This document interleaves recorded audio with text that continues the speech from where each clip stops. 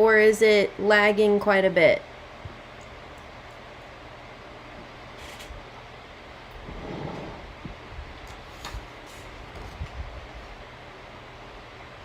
Okay, awesome. Well, I'm going to go ahead and get started. I'm glad it's working. Every time it's a different surprise. All right. So there's a lot of really great questions this go around. I'm going to try not to make it 2 hours like it usually is. And my first two questions I put right next to each other are really pretty similar. So the first one that came in was specifically asking about daily support for not necessarily sports injuries, but potential sports injuries. Okay, thank you, Naomi, for telling me about the lag. Let me see if I can close out of some stuff.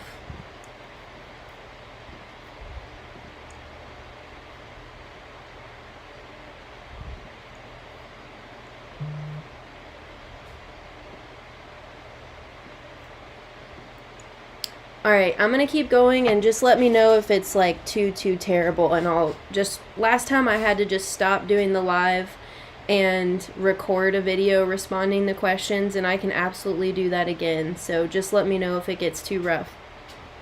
So the first question is looking for something topical to rub on body for daily support and recovery of all the stress and exertion on his physical body. Something maybe weekly for after games, rough days where he is all banged up internally. Will be running ball, so lots of contact during the game. Looking to aid and support the healing of muscles, connective tissues, joints, and bones. And specifically, she mentions infusing comfrey. We had a question, I believe it was in last month's Q&A, about potential issues of using comfrey. There was actually a really good live Q&A with Lisa Ganora, who is an amazing herbal chemist through the American Herbalist Guild last week, and it was titled Comfrey, Friend or Foe? Comfrey is a really specific herb, which is why this question is being asked. It's definitely very stimulating, and that's a wonderful thing for healing, but it can be too much for certain things. Specifically, we don't want to use it on open wounds. If you do use it on open wounds, you want to use a really small bit of it in a really small amount. And the reason that can be an issue is that if bones, tissues, blood cells, if anything is growing faster than it can heal, that's where we see potentially really bad infection, because the skin might heal over a wound before it's done healing and cleaning itself, and that is breeding ground for some serious infection. But in the term of more injury related to bones, joints, connective tissues, ligaments, that's where comfrey's really going to shine. So you don't have too much to worry about here. She did specifically ask about daily use in this type of situation, or potentially using it weekly instead of daily to avoid issues of overstimulation. Just to clear one other thing up, she also asks for any resources on herbal medicine related to sports injury, and I just wanted to say I personally don't have any resources. I'm sure there are holistic sports injury therapists out there, but there's definitely a lot of herbs and things you can do to really support his body while it's getting banged up.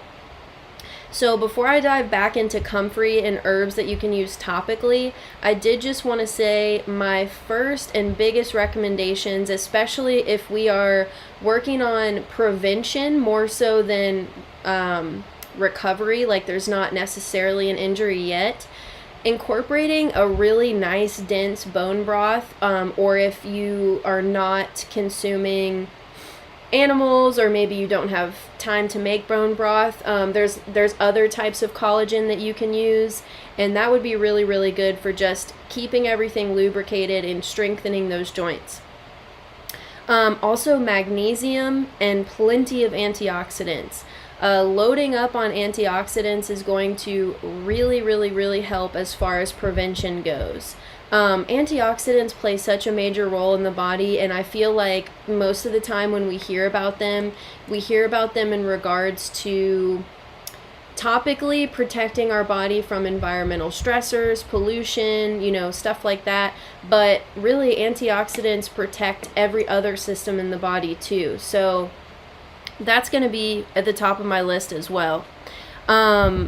I don't remember if I already said magnesium, but magnesium would be a really good one to load up on. So those are some internal things that you can be doing, incorporating into his diet just for prevention.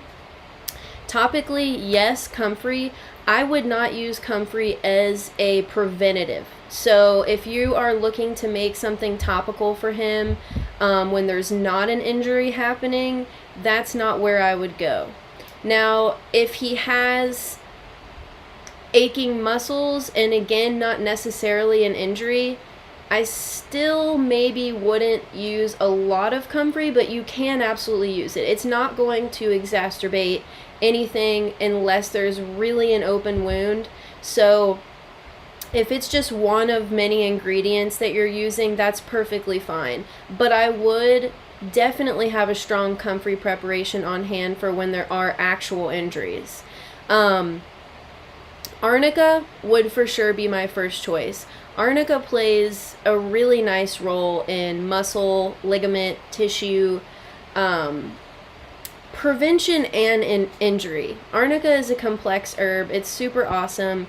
It is going to be amazing for helping to relieve that tension, and tension is really where you're going to want to focus with him, because he's going to be tense for a long period of time.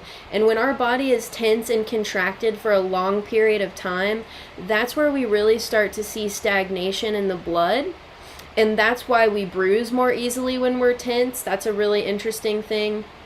Arnica also really helps with just plain old bruising, so definitely have a strong arnica preparation.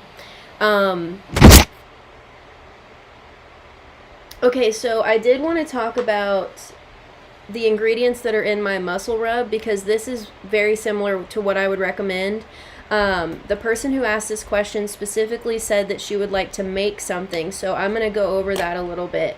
So in our CBD muscle rub, as well as having CBD, we've also got cassia bark, arnica, comfrey root, Solomon seal root, St. John's wort oil, oil of oregano, black pepper, turmeric, ginger, cayenne, juniper, spruce sap, frankincense, copaiba balsam, cypress, rosemary, clove, and camphor.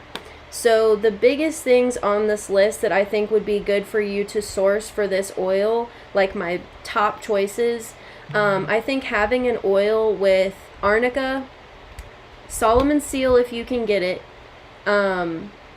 St. John's wort if you can get it, which we're very close to the time where St. John's wort is fresh and blooming. But also some of my favorite ingredients that are in this is the spruce sap, the frankincense, and the copaiba balsam.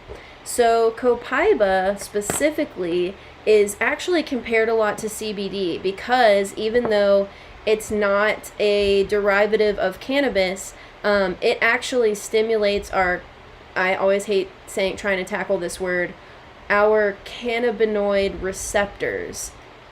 So, I mean, CBD would be a great choice, but you can also use copaiba balsam. It's one of my favorite pain relieving herbs.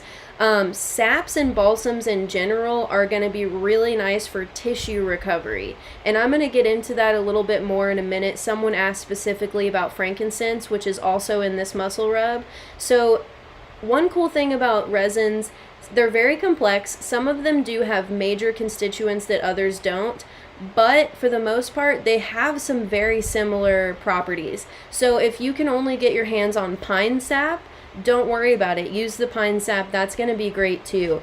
Also, we do not use a lot of essential oils, so using saps and resins like the copaiba, frankincense, pine, spruce, that's our natural way of getting those camphorous herbs in there, which are really nice for pain relief. In a lot of commercial store-bought pain-relieving salves and gels, you see camphor oil, and that's typically, there is a camphor tree, but typically people are making a derivative of like eucalyptus, spruce, lots of these very minty, wintergreen type herbs that really help to cool. And we, when formulating our muscle rub, chose a nice mixture of hot and cool herbs to sort of replicate that classic icy hot that we use for injuries. But since there aren't a ton of essential oils in here, it's not going to be that crazy burning feeling. It's just enough to where when you first put it on, you get the warming herbs, and then it begins to cool off. And using temperature with injuries is very important. So that's something else you could do, is really try to do some, what's the right word here? Using a hot pad and then also icing. Really, those two things come to mind in particular because of we're wanting to prevent any stagnation in the blood. So another thing about the ingredients that are in this muscle rub, I actually made this muscle rub because I have CF arthritis, which causes me to have like numb, tingling feeling similar to neuropathy. So I chose a lot of circulatory supporting herbs, which is something else that you don't want to neglect with sports injuries, because we're wanting to break up that stagnation and keep blood flow. So I would say don't neglect to use the herbs that are in here, like the spices. So for example, cayenne, rosemary, clove, mint, turmeric, ginger. Those are going to be all those kind of temperature controlling herbs that are going to help increase circulation and blood flow, and that's going to be major. So I hope that answered your question. I am going to go more into the next question, which is kind of similar. So you might get more from that as well. So the next question is someone looking to support their partner who has severe chronic neuropathy in the hands and feet due to an experimental chemo drug. He is now in remission from lymphoma. He describes the pain like razor blades slicing through skin. He is on a significant dose of oxycodone. Without those, he cannot function, can't get out of bed or eat. His doctor is cutting the dose on the pills while also demanding to stop the use of marijuana altogether. I did just note we live in Massachusetts where it is medically and recreationally legal, and he has his medical card. That's interesting. So the doctor has left him with very little options for pain relief. I'm wondering how to best support someone with debilitating chronic pain who is on opiates and cannot use cannabis. This is an important question because this is happening all over the United States. I will say, with you being in a legal state, I would consider beginning to look for another doctor, because it just doesn't make sense to say that your partner can't use cannabis in a place where medical cannabis is legal. So I would start doing that, because my biggest fear in this whole opiate epidemic is that a lot of doctors suddenly become nervous about losing their license, and then they just cut their patients off cold turkey, and that's where we get into the danger zone. So I would definitely begin looking for another doctor. I'm not trying to instill any fear in you, and I know that insurance can make that really tricky, but while he has coverage and has a doctor, maybe you can hopefully take your time looking for that. I will say CBD is awesome, especially if your partner does benefit from using THC.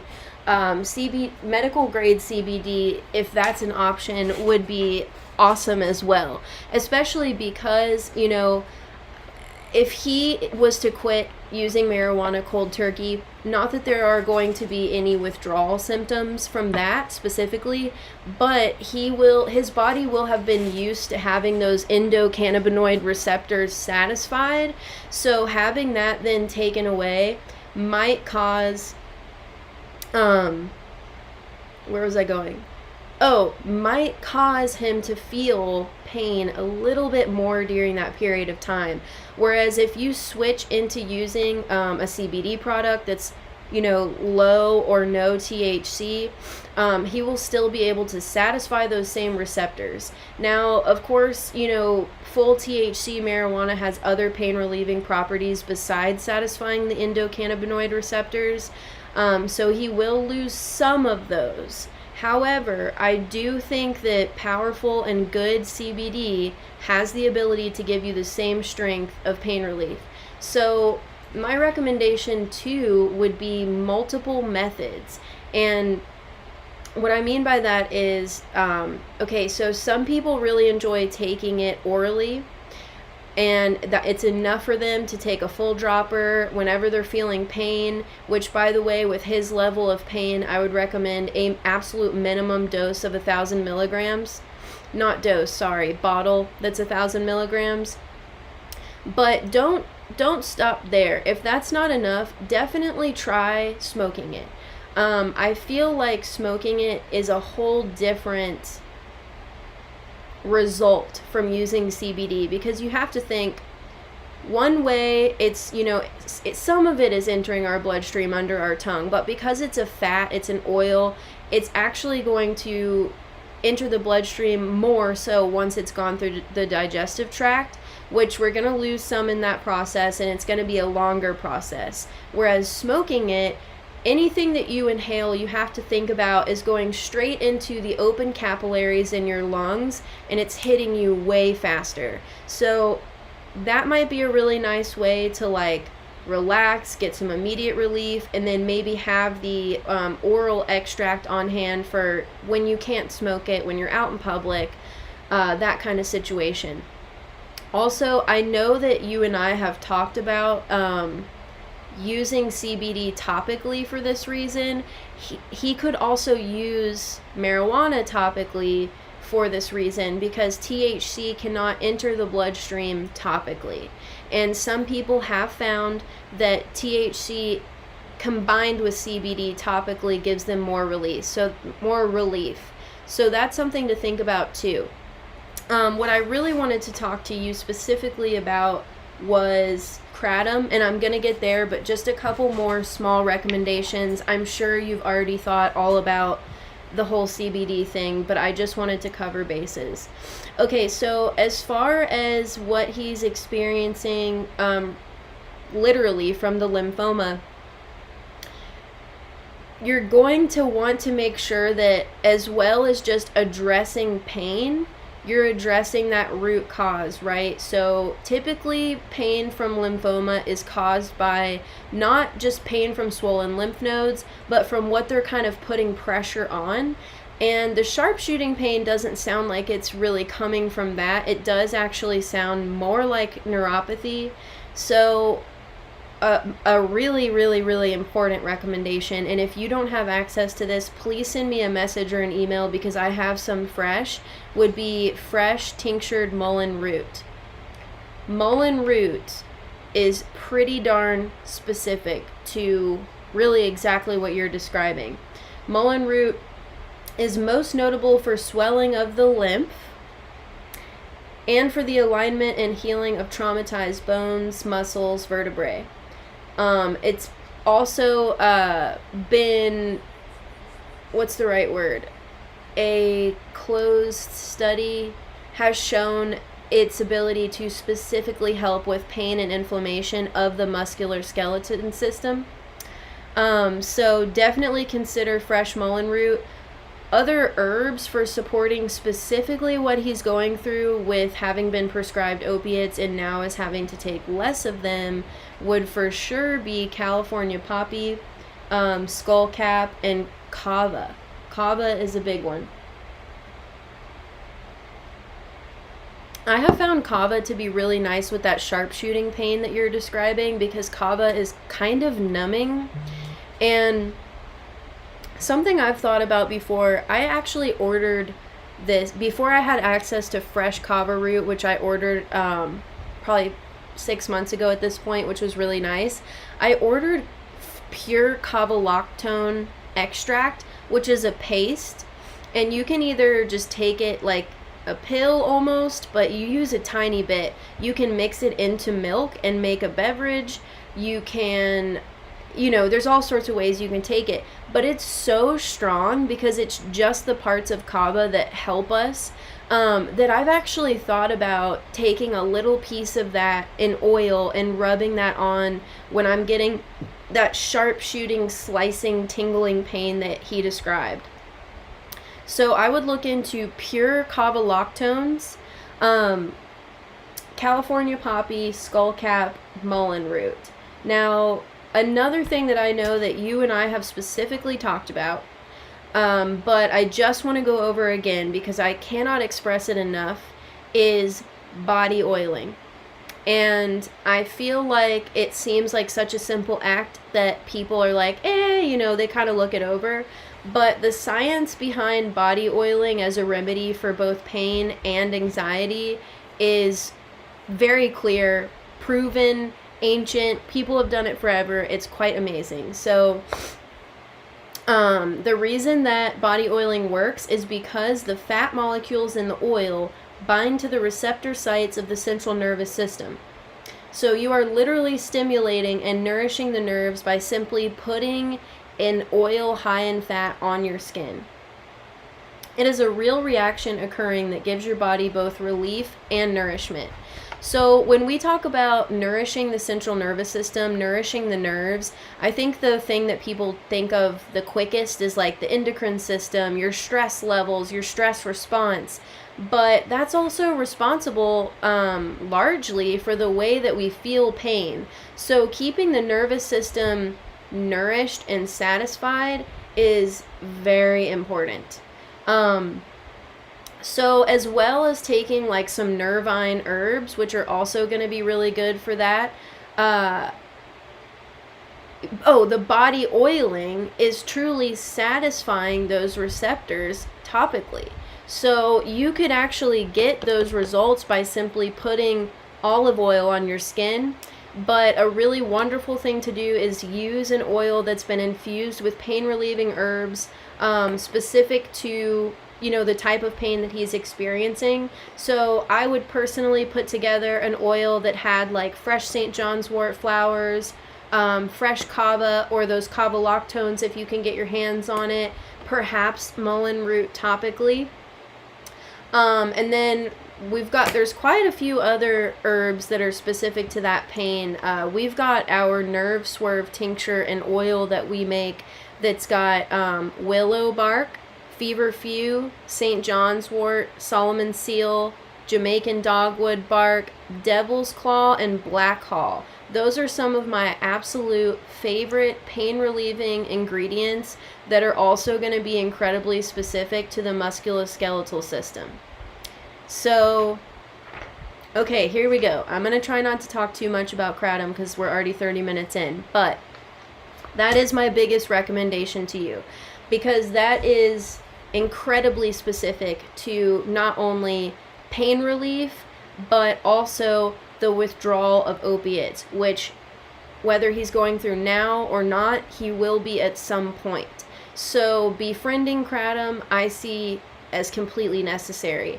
Kratom, just to cover the bases with everyone, is one plant, one ingredient, nothing is mixed in, and it's an herb. It's an incredibly healing herb. I don't know why people don't cover it in herbalism more, but it's also another ancient remedy, and I think that we don't see it written about quite as often as other things because there hasn't been a ton of money invested into researching it.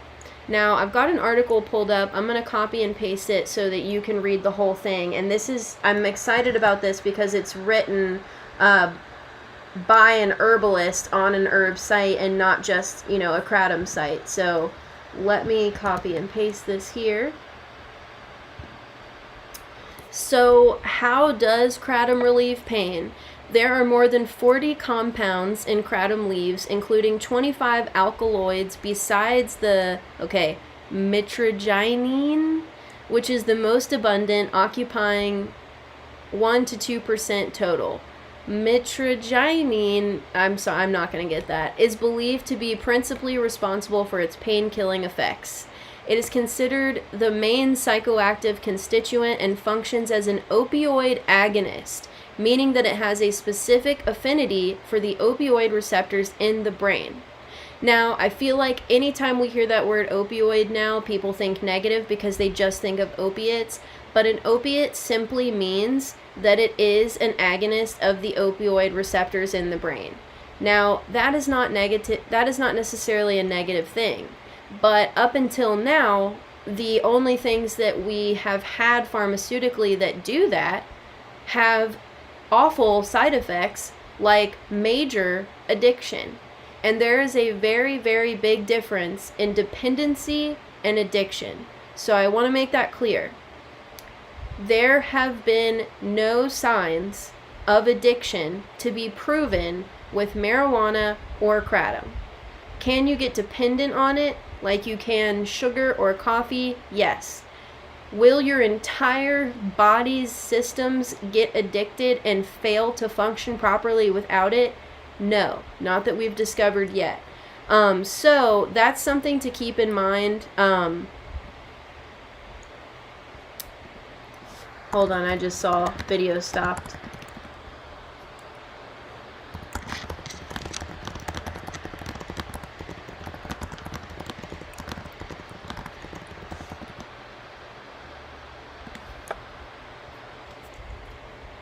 I saw that the video just stopped, so I'm going to pause for a minute.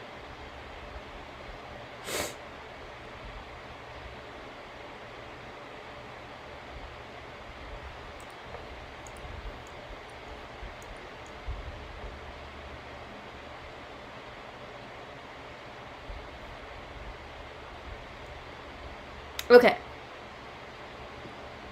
I'm going to go back. Let me pull up this article again. Where'd you go? Huh. There we go. Okay.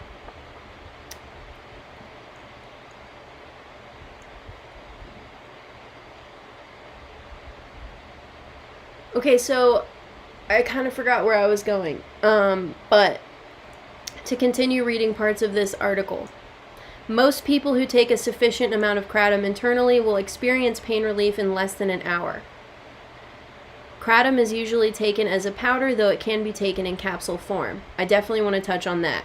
Dosage is variable depending on the strength of kratom, the severity of the condition for which it is intended, and the size of the person who takes it. Further, kratom is known to have both stimulant and sedating properties. Stimulant properties are associated with lower doses and sedation with higher doses. Okay, so let's talk about that a little bit. I personally cannot handle powdered kratom. The first time I tried it, someone made me a hot tea. The minute that it touched the back of my throat, I vomited instantly.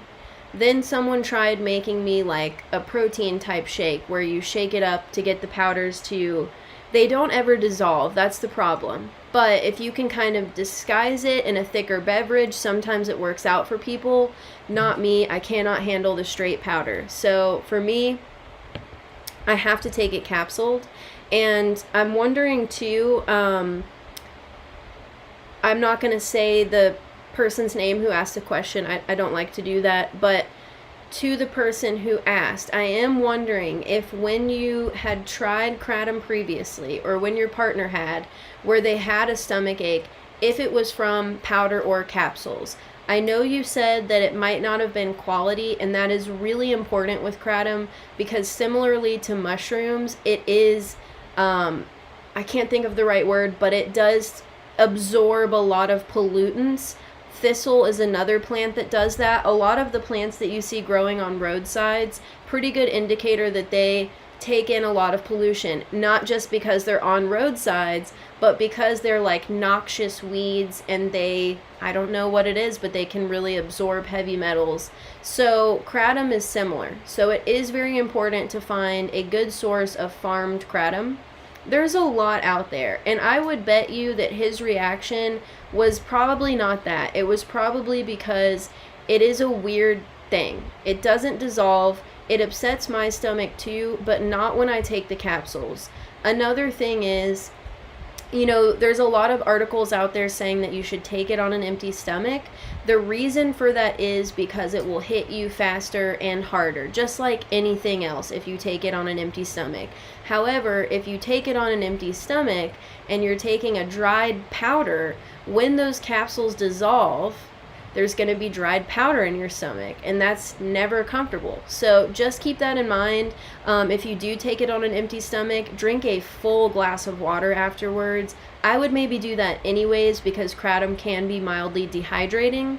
But I would say if he's taken capsules and liquid. Okay, so my biggest recommendation is just going to be please don't give up, because I truly think that kratom could be the greatest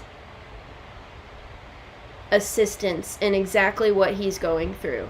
So I would maybe try another brand. I would also maybe try drinking a full glass of water and getting some food on his stomach. So another interesting thing, I don't remember if you said whether he felt any pain relief from it or not, but dosage with kratom is very important. Some people, I'm trying to think of how I can. So my husband, who is, much larger than me, has to take 8 or more capsules, whereas I can definitely take, 6 to 8 capsules, and that's great. So dosage is very variable, and that's what you'll see on all other websites too. So what I would recommend is, first of all, I'm not sure how much you guys have researched it, but look for a red strain.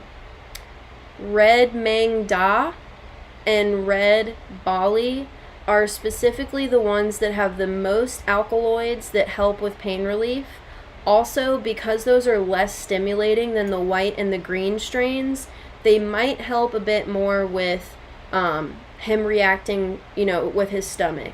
So that would be my recommendation. Let me look up the brand for you really quick that I have used in the past.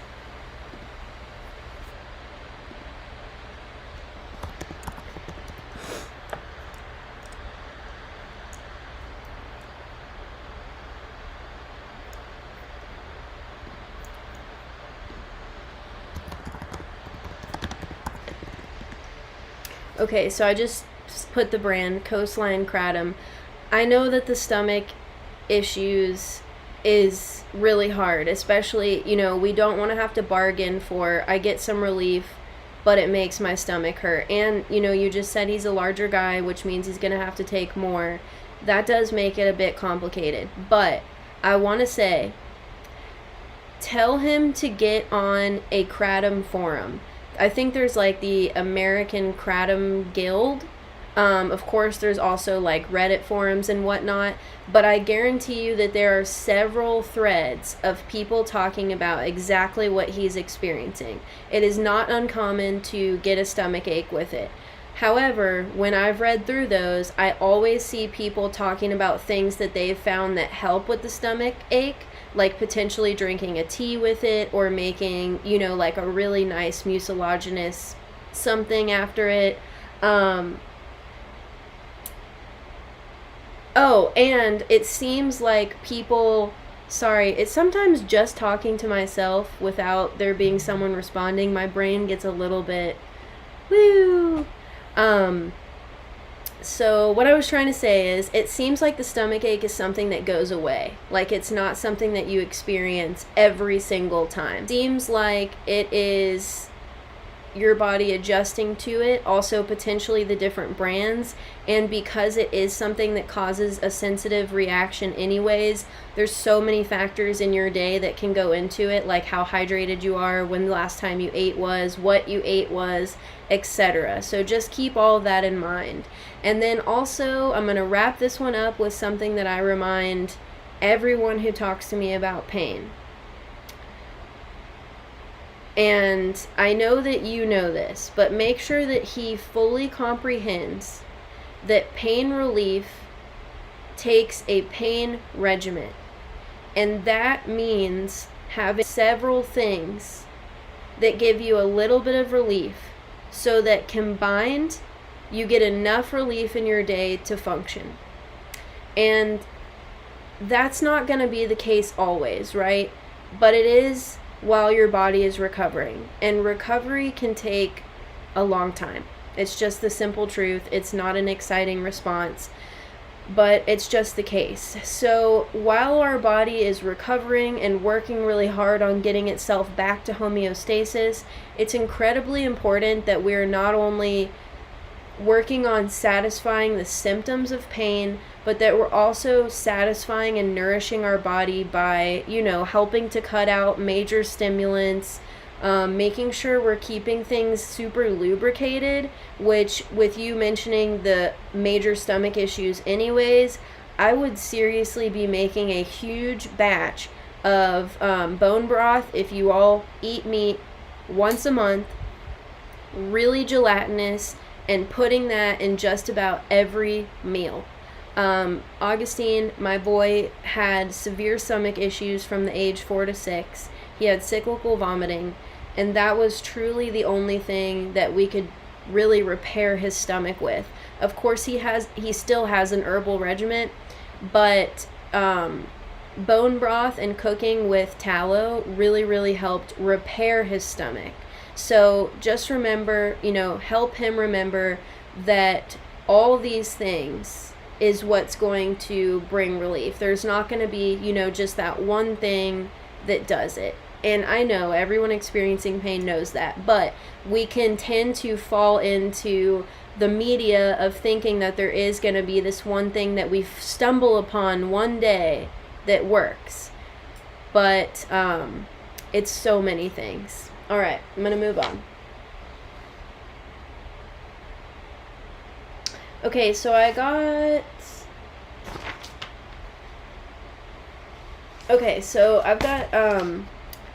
I'm very curious about herbal remedies and routines for self-care. You talked about gua sha and soaking feet regularly, and they sound fantastic. What about hair and skin? Aside from diet and water intake, is lymphatic support a key player? And what do you do to your hair to make it so freaking gorgeous? Are there any old world rituals that are beloved and used today for beauty and mental clarity? This is a good question. Okay, first of all, you guys, I get the hair question a lot, and I'm so grateful because it took me a really long time to figure my hair out. I do have a few videos on my Instagram, and I'm definitely going to say check those out if you want a detailed response to these questions, because I have an Instagram TV video literally showing you exactly what I do to my hair, and then I also have a highlight thread all about oil cleansing and gua sha. Now, my hair is naturally incredibly curly, like ringlet curly. So a lot of people think that it's curled, but actually it's relaxed. So what I do personally is use our vinegar hair rinse. I wash my hair once a week. That's it. I just use the rinse, nothing else. When I get out of the shower, I do oil it a little bit, not the roots, just the tips. I use a boar's head brush to pull, my natural oils from my scalp down. And that's really it. Right now, like what this is from me brushing it out in the morning after sleep, because typically after sleep it starts to get tight again. So, I blow dry it, and that's what really helps me pull out the ringlets of my hair. That's the only heat that I use is blow drying it using a boar's head bristle brush. And I don't blow dry it until it's dry, right? I just shake it out and blow dry it just enough to where it's not on my head. So I always recommend stop shampooing. Really stop conditioning too, because it's just, we don't need to be stripping and adding. And again, I've got a lot more information about this on my IGTV. There's another video about switching from shampooing and conditioning to using Nothing, or a vinegar rinse. So what you're doing by doing that, though, the simpler way of like using less soap on your whole body even, and not stripping the natural oils from your face, you are letting your body get back to homeostasis. That's what we're looking for in all systems, right? So you want to depend on your body's oils to naturally, regulate.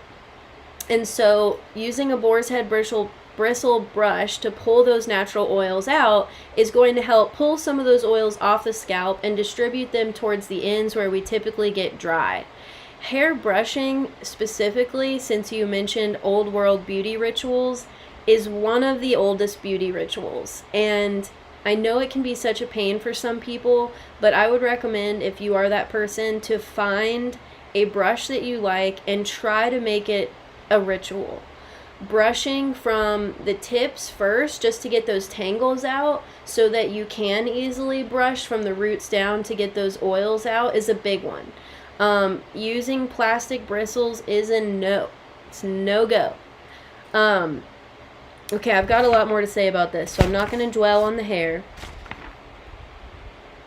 Okay, so gua sha and body oiling, and there's a tool called a strigil, and that is a Roman tool that's very similar looking to gua sha, but it's a little bit different. However, same results. So gua sha is, you're sort of scraping, but more so what you're doing is very gentle, light strokes. And you're doing those strokes starting from the center of your face out. That's the idea behind gua sha, is to stroke away from the center of your face out. And we do that motion because we are working from the sinuses down. And while we are working on draining and releasing pressure in the sinuses and helping to support lymphatic flow, we want to help get it out. So it's really important that whether you're scraping or you're doing gua sha or you're massaging while oil cleansing, that you're going out and then down. So my personal method, and I've got a video on my Instagram where I really get into detail about this, but my personal method is to kind of pretend that you're sculpting your face, right? Like if you've got puffy underneath your eyes, maybe above your eyebrows. I get really tight muscles above my eyebrows, probably from doing this all day. You want to spend extra time really essentially carving out like your cheekbones, your under eye, your forehead muscles, releasing that pressure. And then the important part that I do is right here, where we've got so many lymph nodes and nerve endings. I work almost like that's going to be my method of draining. I'm going to use that channel to go down. And then I spend time under the chin and the neck, continuing that downward motion. And where you really want to release is at the collarbone. Spend a lot of time here flushing this part out. And then of course we've got lymphs, under our armpits, around our breast and the groin area. And that's where body oiling comes in. But just wanted to touch on the gua sha and the strigil, or those are very, very old techniques. I also love when this happens with like body oiling and the gua sha. These are ancient methods that we saw all around the world in a time where there was no published books or computers or phones or even mail, right? So what's beautiful about that is that all these different cultures, all these different regions drew the same conclusions. And to me, that is even more powerful than science. So those are some of my favorite old beauty rituals. The Roman tool, the strigil, is actually more focused on scraping. They would actually scrape the skin before getting into a bath to scrape off dead skin cells and to sort of slough off dry skin, if you will. Slough. I've always wondered how people pronounce that word. And it's essentially giving you the same result as dry brushing or gua sha.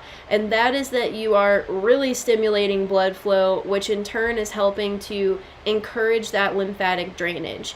Now, let's talk about why lymph is important. Because in this question, she specifically asked, is lymphatic support a key player? Abso-fucking-lutely. And here's why. My legs are numb, so let me get out of this position. Ugh. Okay, so our first channels of detox in the body: liver, kidneys, right? We all know that. Those are widely responsible for most of the detoxification that occurs within the body. Now, there's an interesting theory that hasn't been proved that I've always intuitively felt. So when I saw that lots of doctors and researchers agreed, it gave me a lot of validation. I don't know if anybody else has these, but I have this fatty deposit on my back. There's just no other way to say it. It's almost oval shaped. It's squishy. It's not hard. It gives me a lot of pain. I massage it all the time. It doesn't move. It doesn't change sizes. It hurts. It's awful. What I've sort of always intuitively thought that was like a calcium deposit or like toxins that couldn't escape and needed to go somewhere. And it turns out that that's actually a pretty popular theory, that when our liver or our kidney are not functioning properly, either they're clogged up, they're not able to detox fast enough, there's, buildup. The theory is that the body then has these toxins that they're trying to flush and they don't have anywhere to go. And that's where we start to see cysts and fibroids. And I have to say that I thoroughly agree with that. Like, it makes sense to me. I feel like I can literally feel it in that spot on my back. So where does the lymphatic system come into this? That is the other major channel for detoxification in the body. And what's interesting about the lymphatic system is that it's right underneath the surface of the skin, right underneath it. It is not far down, which is why things like dry brushing, scraping, and gua sha work so well, is that it is right below the surface of the skin. The surface of the skin is also responsible for helping to detox toxins. So that's another thing, is specifically if we're wearing a lot of makeup, if we're sweating a lot, and there's dirt on our face, maybe we're farmers, who knows what. If your skin isn't able to really sweat out and detox toxins through the skin, this is where the lymphatic system is coming into play. Because when, the skin, the liver, the kidney, when those are having any sort of trouble detoxing, that puts a lot of extra pressure on the lymphatic system to really help rid the toxins from the body. So yes, it honestly is interesting to me that it's like only just recently become such a popular thing to work on detoxing the lymphatic system, because again, with these old world beauty rituals and other just ways of life, supporting the lymphatic system was a huge part of it. So yes, to answer that question. Ooh, soaking the feet. I forgot where I talked about that, but I'm glad that you tuned in. I'm a huge supporter of soaking the feet. So our feet take on so much stress. Not only are they holding up like every ounce of weight in our body all day, right? But they're getting the least amount of circulation and blood flow in the body. They get kind of beat up and banged up, like they just go through a lot. There's a million nerve channels down there, so many pressure points.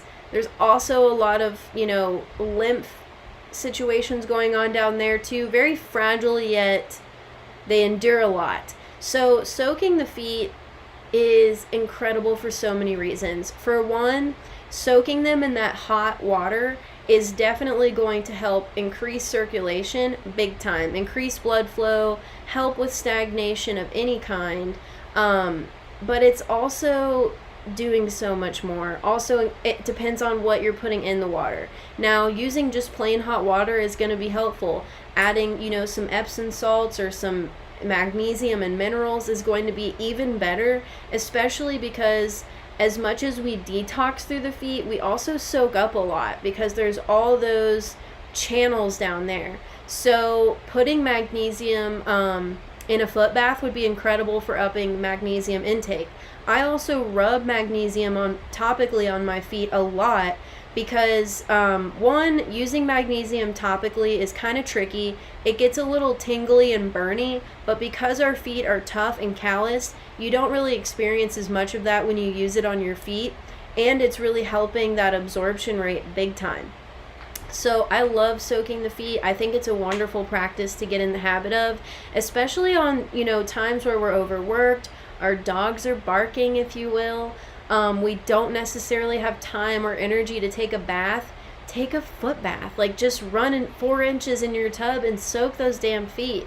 Also, I saw someone recently using a 5-gallon bucket in their living room while watching TV. They filled it up with hot water and Epsom salts and just soaked their feet while they watched TV, and I thought that was the greatest thing ever. So, let's see, what else did I want to say about this question?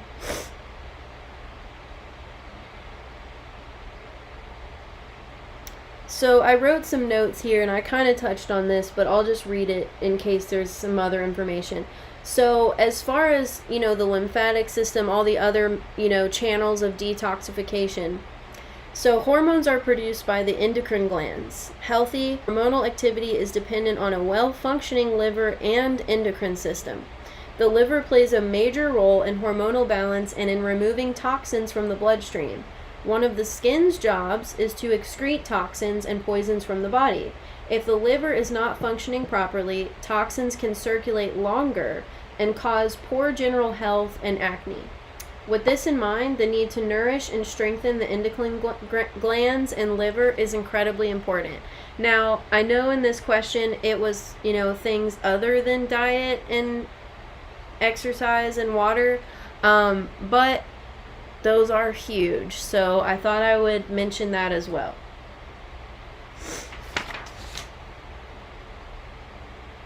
Alright, so this is a good question here.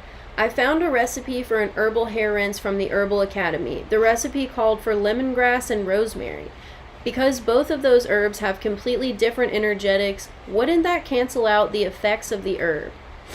So, I know I've been saying this every month, but I was supposed to have my class on energetics last month and obviously couldn't. Working on recording it right now, and I'm very, very excited to offer that to you all. I think it's one of the most important parts of herbalism and understanding the systems of our bodies and plants. So that's coming soon for sure. In case this question and answer confuses you, just know answers are coming. So,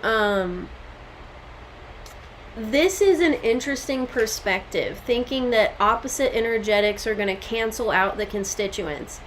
They're not going to do that. They're not going to cancel each other out. That's not what happens that's bad. And really, when we need to think about that is more so in an internal formula. When you're taking an internal formula, actually sometimes it's good to have opposite energetics because you want to create a balanced formula. So, for example, the muscle rub that I was talking about has some cooling and some hot, warming herbs. That's not going to make those cancel out necessarily.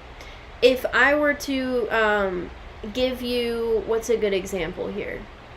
I always use pain as an easy one for us to all visualize. Turmeric, ginger, and black pepper, those are always recommended for pain. But what if your pain is coming from a sports injury that's really hot, it's inflamed, it's swollen, it's red? You do not want to put cayenne pepper, black pepper, turmeric, or ginger on that kind of injury. You want to put cooling, mucilaginous, soothing herbs like Solomon seal, St. John's wort, mullein root type stuff. So that's really where energetics come into play, is not necessarily canceling each other out, but they can exacerbate the very issue that you're working on. So in the case of the hair rinse or a hair oil or anything topical or hair, what you're going to want to think more so about is what kind of support you need. So for example, if you had dry, brittle hair, you would not want to use drying astringent herbs like goldenrod or raspberry. You would want to use very mucilaginous herbs, which is what I use in our rinse. Things like marshmallow root, fenugreek or flaxseed, really like slippery, wet things to like help coat the strands of the hair. I love using Irish sea moss for this reason. So don't worry about that as much in your hair rinse. When you're choosing herbs for that, think about what you're trying to achieve. Do you have hard water? Is your hair dry? Is it over moisturized?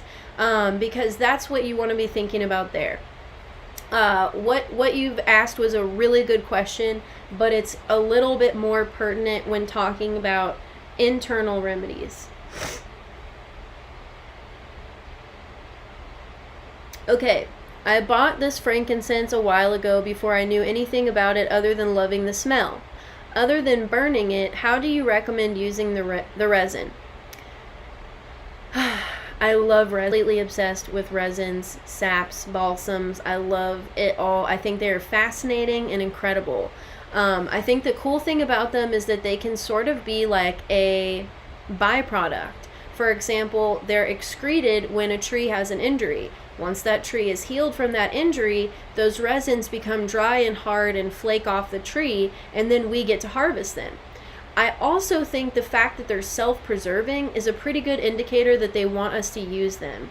And what I mean by that is resins are completely not water soluble. So there could be a chunk of resin outside on the ground.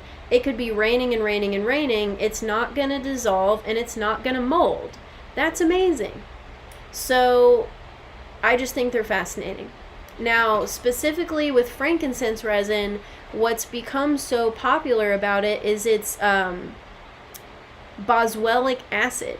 So one of the most popular varieties of frankincense is frankincense boswelli, which is the tree that it comes from. So the boswellic acid is what researchers are putting so much money into learning more about.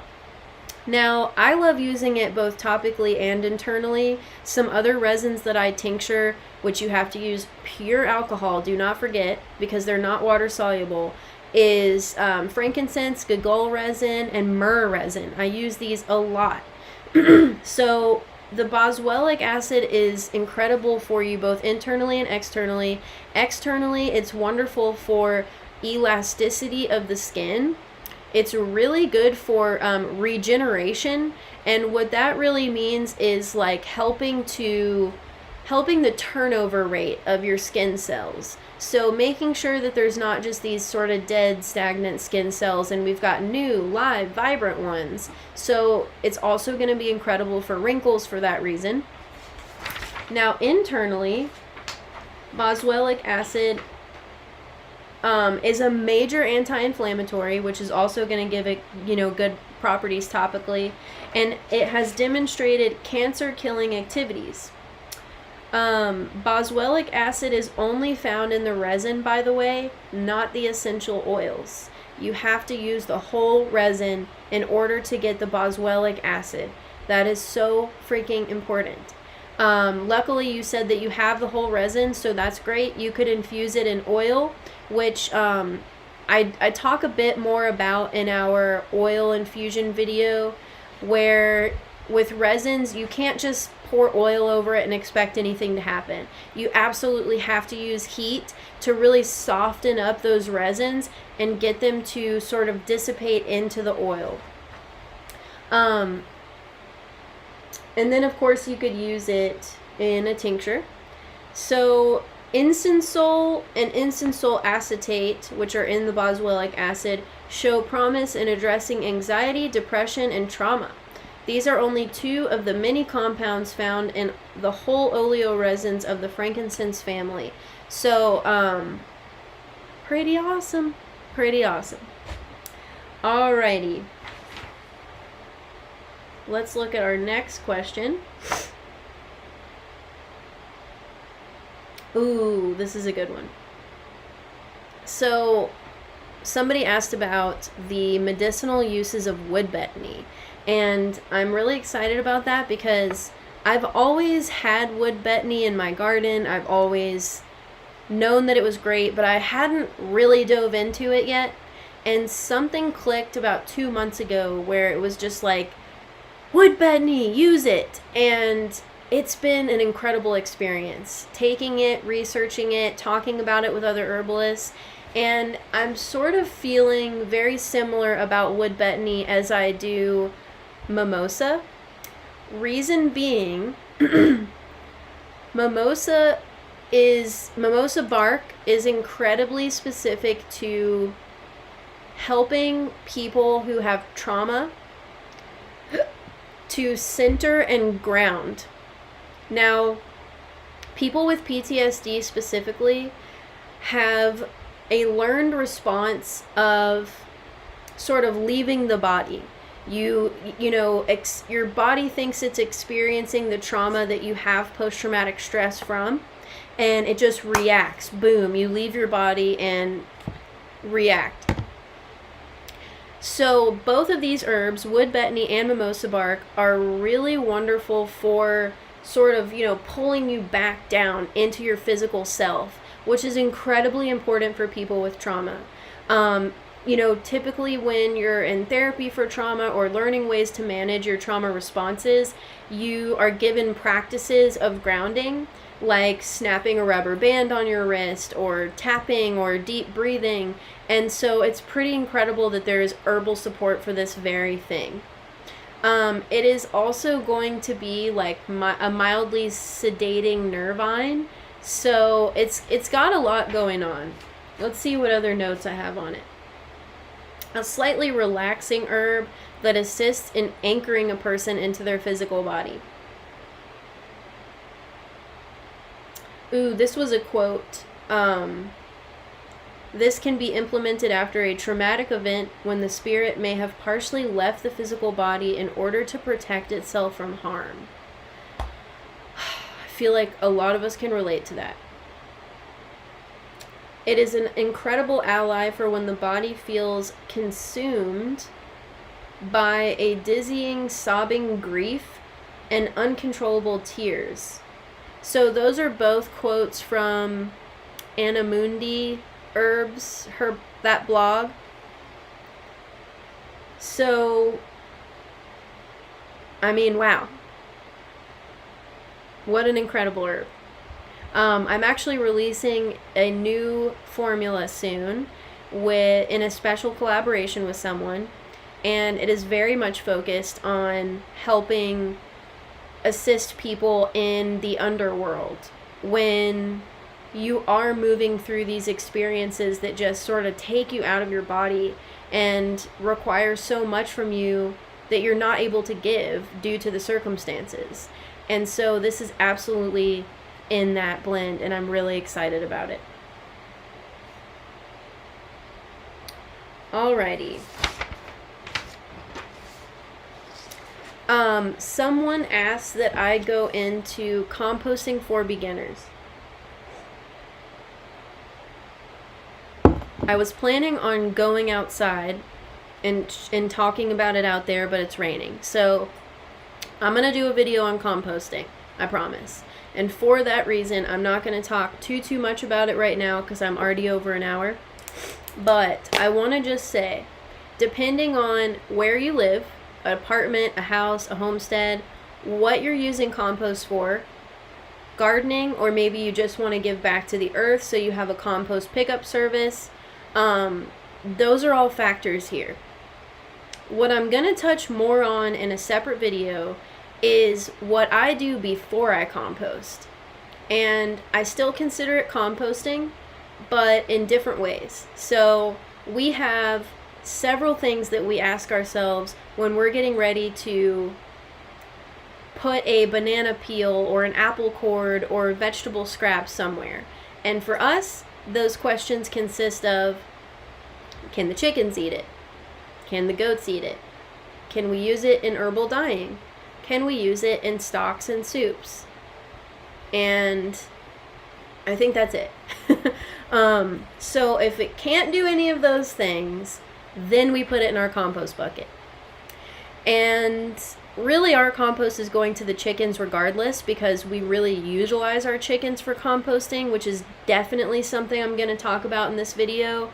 If you have enough property to have chickens, if you don't live in an apartment complex, I would highly recommend getting at least 2 chickens, especially if your goal is gardening and composting.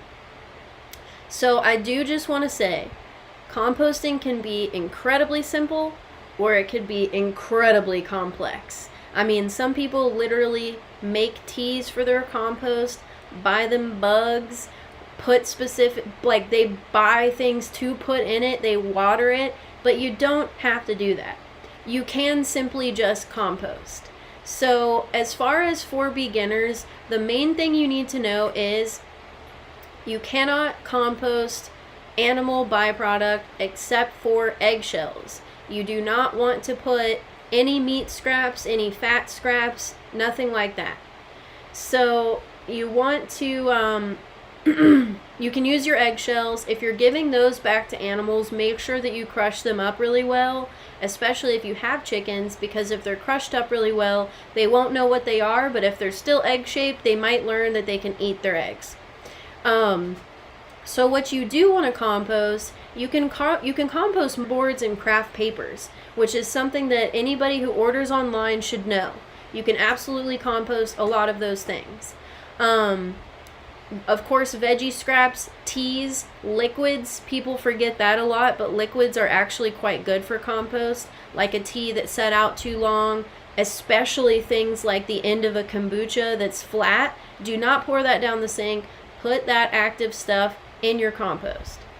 At the point of having a compost bin inside, which we recycle old protein powder thingies and use those, the next step is what's going to depend on where you live and what you're using it for. For example, we have one compost in the front that's the kind that you turn, which I would highly recommend if you are gardening and you want your compost quicker, because flipping it and turning it is going to make it happen way quicker. Then in the backyard, we've got an open compost. Now, there's mixed things about that, but I like it. I feel like it's the most natural way to do it. For example, it being open and having sun exposure, we get a lot of fruit and vegetables from it. If you throw away a pepper, a squash, a melon, those seeds are likely to sprout and give you more of those things. I think that's super cool. We also like to have that open compost because it gives our chickens an opportunity to scratch through it, eat stuff, and turn it naturally by scratching through it. If you have an open compost, it's very important that you're also adding things like leaves, grass clippings if you mow your lawn, if you have a lawn, twigs, barks, plant material. And for gardening specifically, it is really good to layer your compost. So what we do naturally is we rake out the goat and chicken pen every other week. That is some valuable shit. So if you have animals, use their poo as one layer, not the whole thing. So we rake the poo.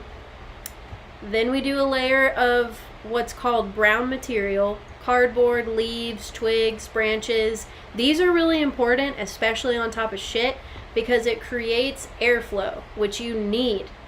So then you can put your veggie scraps and your green stuff on top of that. And the best thing to do from here is to continue layering. You don't have to, okay? It doesn't have to be complicated, but it is good to.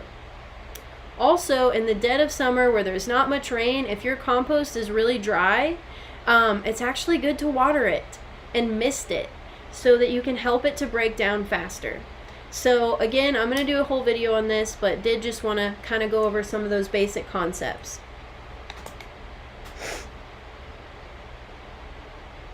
Okay, got a double question here. What are some good things to use for night sweats due to a hysterectomy? Also, is there anything for snoring? Okay, night sweats. I'm going to cut off the hysterectomy part just so that people who didn't ask this question don't get confused. Because essentially the question is how to remedy night sweats due to deplenishing levels of estrogen. Now, this can happen from naturally going through menopause. This can happen from a hysterectomy. Now, one thing I would encourage you to look into is Vitex or Chase Treeberry if you're wanting to remedy your deplenishing levels of estrogen. But as far as the actual night sweats go, there is a classic and very effective combination of white peony root and sage. And specifically, white sage is really good for this. So if you can grow it or find it farmed, that would be wonderful. And black cohosh, which I talk about in this month's plant walk, which I will be posting soon, I promise. It's been the most complicated venture in my videoing career thus far. But anyways, black cohosh is incredibly wonderful and specific to menopause, perimenopausal, and symptoms that come after a hysterectomy. I would definitely get your hands on those 3 things if you're experiencing night sweats. Sage, white peony root, black cohosh root. Okay, so snoring. There's so many mixed things about why snoring happens, but I'm going to tell you why snoring happens. When we sleep, you know, of course we all enter different levels of sleep at different times, but really what's happening when you snore is your neck muscles are relaxing, so your diaphragm starts to like relax and get closer together, and your small airways get really thin, really thin, and so they sort of flap and vibrate when you breathe, like that's why sometimes there's that like sound, like you're strangling. So that's helpful because then we know that herbs that open the air passages are what you're going to need for snoring. So specifically, what would be incredible if you happen to have our respiratory or antiviral blend from the COVID response release. Both of those have some seriously powerful herbs for opening the small air passages. But if you don't have those, some herbs that you might look into. I didn't write it down. I'm going to have to rely on my brain. Chinese skullcap and or baikal root. Forsythia fruit. Japanese honeysuckle, lobelia, mullein, and those would be my top recommendations. Lung herbs in general are going to be wonderful, but very specific to the small airways is going to be the forsythia, the baikal root, and the Japanese honeysuckle, which is a classic traditional Chinese medicine formula and was also what was being most recommended for COVID by a lot of herbalists. So if you can get your hands on those, if you don't have those formulas from me, shoot me an email. I might have a couple extra. Oh, and usnea. Oh, and steaming. Okay, steaming before bed or having a humidifier that you can put herbs like a tea into would be incredibly helpful too. If it's really bad and you're really wanting to not snore, steam with a towel over your head. If you've got eucalyptus, rosemary, clove would be really nice. Any of those really minty, camphorous smelling herbs is going to really help to open things up in there.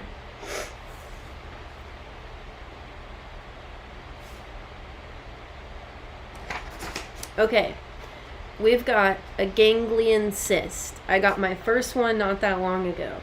The person asking says, I find it unnecessary to have a doctor drain it because it isn't really bothering me or causing me pain, and chances are it will return again. Okay, those suckers are annoying, and actually, I feel like I'm about to get one on my right wrist. It feels like it did before I got the last one. I had never gotten one before, so I don't really know if that's true, that once you have them, they can come back more easily. I definitely agree with what studies show, that they're induced by stress, whether physical or emotional. Okay, but I got rid of mine in record time, no joke. I had never gotten one before, so I was a little bit nervous, and it was huge and freaky looking, like, you know, our wrists are straight, and then you get a ganglion cyst, and it's like, whoop, like a freaking egg on your wrist, and it's really awkward for doing anything, writing, picking stuff up. So I went straight to the dermatologist, and he was like, oh yeah, I can drain it or not, and I was like, no, I'm gonna try to handle it. I just wanted to make sure that it wasn't a crazy thing that was gonna last forever, because it was preventing me from really being able to work. So what I did was I used our cyst tincture and our cyst oil daily, and I got rid of it in like 8 days. And in case you don't have those, I'll just talk to you about some of those herbs. So herbs that are good for the lymphatic system are typically, not always, but typically going to be good for cysts and fibroids, because they're helping to like break that stuff up and dissipate it back into the body and hopefully release it through other channels. So lots of fluids. If you can go outside and get any of these herbs right now, which if you have access to plants or the outside world at all, I guarantee you can get most of these right now, so you're in luck. Look for cleavers big time. Cleavers. Chickweed, violet, red clover, cinquefoil, which is what looks like, a lot of times people mistake it for wild strawberry. It's a type of agrimony, so maybe look that one up if you're not familiar. And if you can purchase some calendula, or maybe you're growing it. But really, big time, you want to get your hands on cleavers and chickweed and violet, and those are everywhere right now. So is red clover, and so is the cinquefoil. So you don't have to get all of them, just get as much as you can. The best thing to do would be to make a big, strong infusion of it that you can pour into your water or drink it straight every day while you're experiencing this. And you want to just really flush your body right now with fluids. So that's why I recommend the tea over the tincture. When I had mine, it wasn't the time of year where all those were outside, so I only had my tincture, and that worked really great too. I definitely massaged that oil onto it non-stop, and that's going to be really, really important too. You know, think about this is formed just beneath the surface of the skin, so using a heavy oil that helps with breaking up stagnancies anyways, like castor oil or evening primrose oil, if you have them. It's okay if you don't.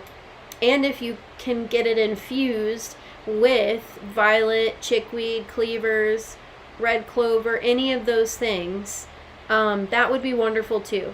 But even if you don't have an infused oil, just really work on massaging that and trying to break that stuff up and really help it to release. Okay, last question. Herbal preparation for jaw tension during the day and clenching and or grinding teeth at night. Yes. All right, so internally, my number one recommendation is going to be blue vervain. Blue vervain is considered a nervine. It's considered to help with anxiety. But what it's much more specific to is like sort of frigidness, tightness, restraint, constraint. So that's going to be my biggest one, because if you're experiencing it from stress or anxiety, whether physical or emotional, which I guarantee you are, blue vervain is going to be incredibly important internally. Also, things like skullcap and kava, which are really relaxing and mildly sedating, those like nervines that just help us to release tension, very important. Also, agrimony is going to be really good for this as well. So if you could make a formula, I would say blue vervain, agrimony, skullcap, and kava. Also, be sure to address this topically as well, especially during the day. I have actually gotten a lot of reviews on our muscle rub for TMJ. So I already went over the ingredients in this. Anything along these lines that's going to just help to relax and relieve and loosen and just chill out that area. Massaging big time, that's going to help a lot. To relieve that pressure, because that's really taking a big part in the grinding at night too. Definitely take something, whether a tea or a tincture before bed, that's going to help your nervous system to relax. Other options for a tea or tincture before bed would include like hops is one of my favorites, passion flower, motherwort, lemon balm would be wonderful, catmint, all those incredible nervine herbs, CBD, definitely. Those are all going to be great choices. Okay, that completes our May live Q&A. I know that there were lots of troubles through this one, just like all the previous ones, but I hope you enjoyed the meat of it, all the good information. These were some really great questions that were fun to answer. And it looks like a lot less people were able to attend this one than usual. So just want to remind you all, if you are watching a recording and you did not get a chance to attend live, you are still welcome to ask questions.